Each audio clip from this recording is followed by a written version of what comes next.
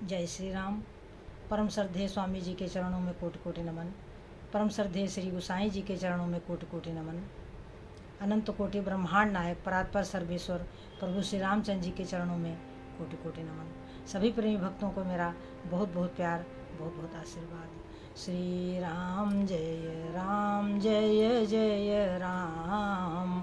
श्री राम जय जय राम। मंगल मूर्ति मारुति नंदन, सकल मंगल मूल निकंदन। पवन तनय संतन हितकारी, हृदय विराजत अवध बिहारी। मातु पिता गुरु गणपति नारद, शिवा समेत शंभु सुख सारद। चरण बंदी बिनमौ सब काहू, देहु राम पद नेह निबाहु। देहु राम पद नेह निबाहु। बंदहु राम लखन भय देही, जे तुलसी के परम सनेही। जे तुलसी के परम सनेही। श्री राम जय जय राम। श्री राम जय जय राम। बंदों राम लखन वैदेही, और जे तुलसी के परम स्नेही। सज्जनों, मानस में श्री गोसाई जी प्रभु श्री रामचंद्र जी के स्वभाव का वर्णन करते हैं कि भगवान किन गुणों के वश में होते हैं। न जाने कौन से गुण पर दया निधि रीझ जाते हैं। सज्जन, तो वही मानस में संतों के लक्षण का वर्णन है। प्रभु श्री रामचंद्र जी नारद से कहते हैं कि सुन मुनि तो ही कहूँ सहारोसा, और भजहि जे मोहि तजी सकल भरोसा। नारद सुनो, मैं हर्ष पूर्वक कहता हूँ, सुन मुनि तो ही कहूँ सहारोसा, और भजहि जे मोहि तजी सकल भरोसा। करऊँ सदा तिन कै रखवारी, और जिमि बालक राखई महतारी। कह रहे हैं प्रभु श्री रामचंद्र जी कि सुन मुनि तो ही कहूँ सहारोसा, और भजहि जे मोहि तज सकल भरोसा। करऊँ सदा तिन कै रखवारी, मैं सदा उनकी रक्षा करता हूँ। देखो, नारद जी ने जब प्रभु से कहा कि जो जब विवाह मैं चाहूँ कीना, प्रभु के ही कारण करई न दीना। तो वही प्रभु कह रहे हैं कि सुन मुनि तो ही कहूँ सहारोसा, और भजहि जे मोहि तज सकल भरोसा। करऊँ सदा तिन कै रखवारी, जिमि बालक राखई महतारी। कह रहे हैं प्रभु कि देखो नारद, ज्ञानी जो है वो मेरा बड़ा बेटा है, और जो भक्त है वो मेरा छोटा बेटा है। माता अपने बड़े बेटे से प्रेम तो करती है, यानी ज्ञानी से प्रेम तो करती है, करते हैं भगवान, लेकिन ज्ञानी की उन्हें चिंता नहीं है, लेकिन भक्त की उन्हें चिंता है। भगवान को भक्त की चिंता है। कह रहे हैं प्रभु कि जन ही मोर बल, भक्त को मेरी शक्ति का भरोसा है। जन ही मोर मोहि बल, निज बलता ही। ज्ञानी को अपनी शक्ति का बल है, परंतु काम और क्रोध दोनों के लिए शत्रु हैं। दोनों के लिए काम क्रोध जो है शत्रु हैं। तो मैं भक्त की रक्षा करता हूँ। कैसे? जिमि बालक राखई महतारी। और तुम विवाह करना चाहते थे, तो प्रभु ने बताया कि जप तप नियम जलाश्रय झारी।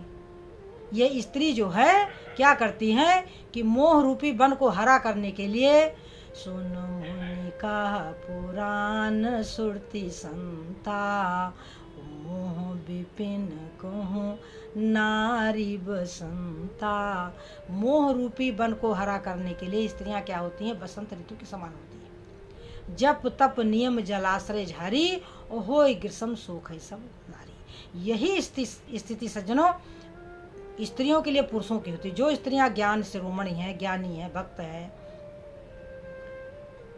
भगवान की, तो जो पुरुष होते हैं संसारी पुरुष, विषयी पुरुष जिन्हें कहते हैं, तो वो स्त्रियों के लिए घातक हो जाते हैं। पूजा पाठ आदि नहीं करने देते, भगवत भजन आदि नहीं करने देते, जैसे मीरा आदि के साथ हुआ।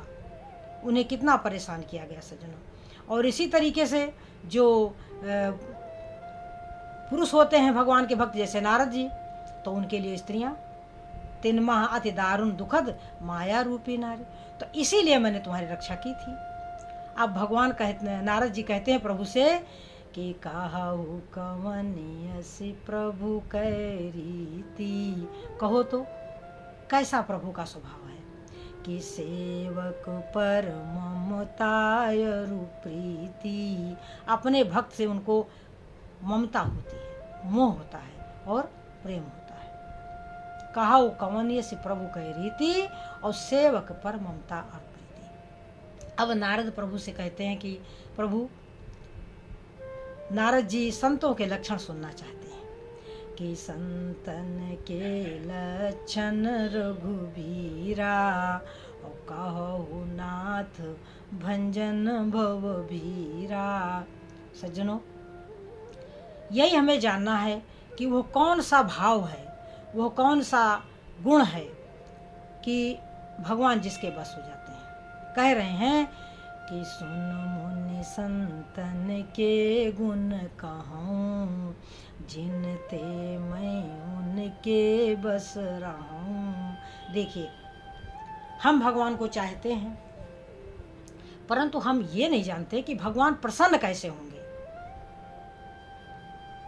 भाई बन जाने से भगवान प्रसन्न होंगे, कि तपस्या करने से प्रसन्न होंगे, कि यज्ञ आदि हवन आदि करने से प्रसन्न होंगे, कि दान आदि करने से प्रसन्न होंगे। प्रभु कैसे प्रसन्न होंगे? इसमें बड़े बड़े दिग्गज जो हैं सज्जनों, वे भी मोहित हैं। इस विषय में बड़े बड़े दिग्गज जो हैं भ्रमित हो जाते हैं कि हमारा कल्याण कैसे हो और हम भगवान को कैसे प्राप्त करें। इन सभी विषयों में सभी मोहित हैं।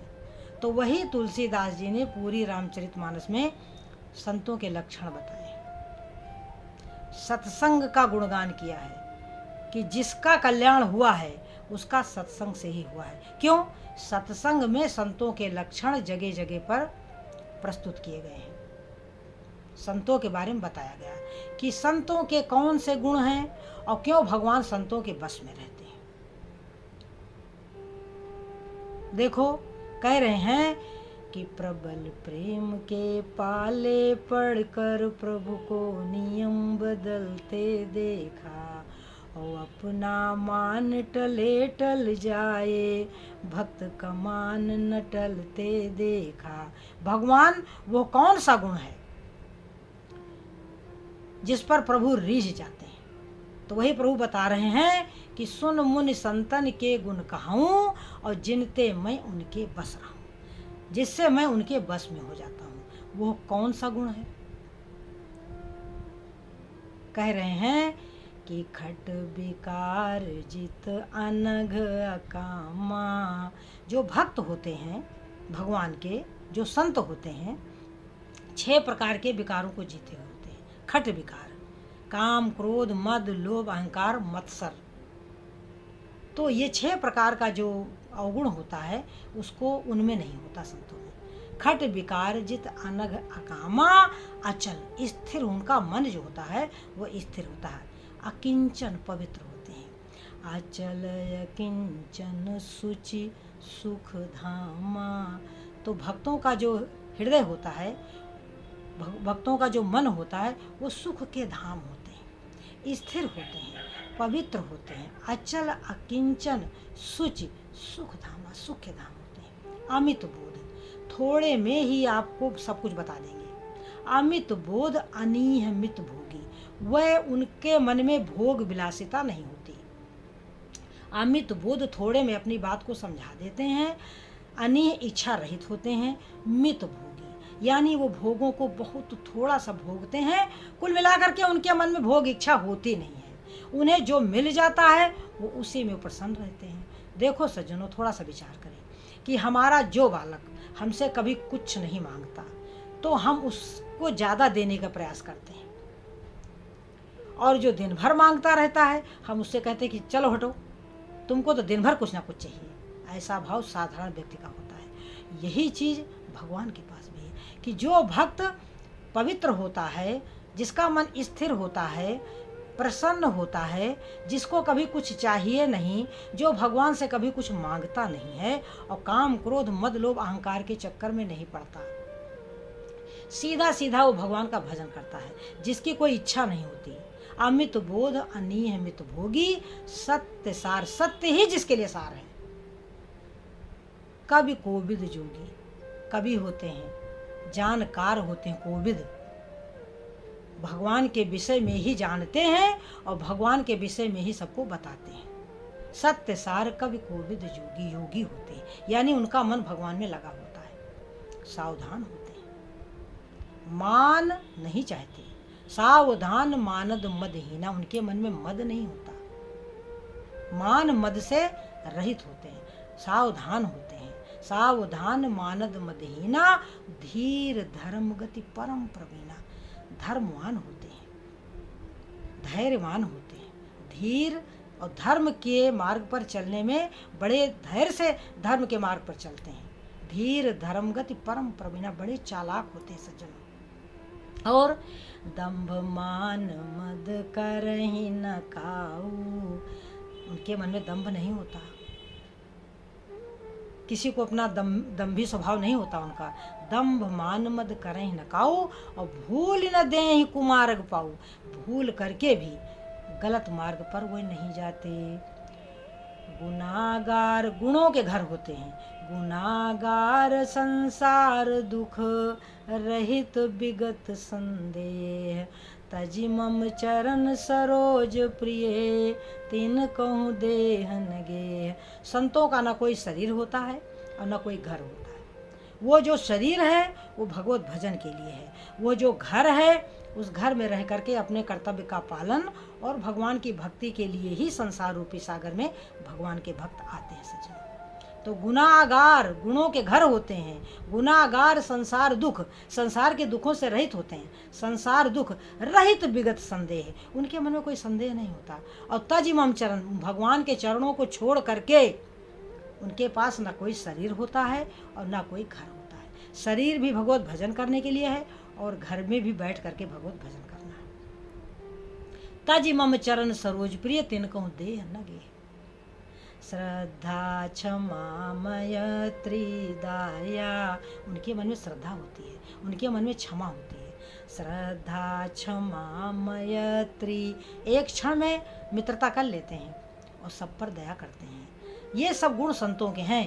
श्रद्धा क्षमा मयत्री दाया, ममता मम पद, मोह तो होता है भक्तों को, ममता मम पद, यानी ममता तो होती है, मोह तो होता है, लेकिन कहाँ से? भगवान के चरणों से। ममता मम पद प्रीति अमाया, मोह माया से रहित होते हैं। सावधान मानद मदहीना, धीर धर्म गति परम प्रवीणा। जप तप व्रत दम संयम नियमा, भगवान के नाम का जप करते हैं, इंद्रियों को बस में रखते हैं। जप तप व्रत दम संयम, उनका जीवन में संयम होता है, संयम नियमा। और गुरु गोविंद विप्रपद प्रेमा, गुरु गोविंद ब्राह्मण, गुरु गोविंद विप्रपद प्रेमा, भूल कर भी वो गलत मार्ग पर चरण नहीं रखते सज्जनों। तो इतना सब लंबा चौड़ा कहने के बाद प्रभु ने क्या कहा अंत में कि नारद सुन मुनि साधुन के गुण जेते, हे मुनिवर सुनो, साधुओं के इतने गुण हैं कि शेष और शारदा भी उनका गुणगान करने में समर्थ नहीं है। सुन मुनि साधुन के गुण जेते, कहीं न सकहीं शारद सुरति तेते। बताओ, भगवान अपने भक्तों का अपने मुख से गुणगान कर रहे हैं। देखो, ऐसे नारायण भी जिसको प्रिय ना हो सज्जनों, उसके दुर्भाग्य का वर्णन कौन कर सकता है। कह रहे हैं कि सुन मुनि साधुन के गुण जेते, कहीं न सकहीं शारद सुरते थे। तो जब यह बात नारायण ने कही संतों के लक्षण को बताते हुए, तब कही सक न सारद शेष नारद सुनत पद पंकज गहे। तुरंत प्रभु के चरणों में चरण पकड़ लिया नारद ने। अस दीन बंधु कृपालय अपने भगत गुण निज मुख कहे। ऐसे कृपालु, ऐसे दयालु, ऐसे नारायण, ऐसे बिना कारण दया करने वाले प्रभु अपने भक्तों के गुणानुवाद करते हुए नहीं थकते सज्जनों। और हम किसका गुणगान करते हैं? अपना। हम मूर्ख हैं, हम मूर्ख हैं। हम अपने मुंह से अपनी बड़ाई करते हैं सज्जनों।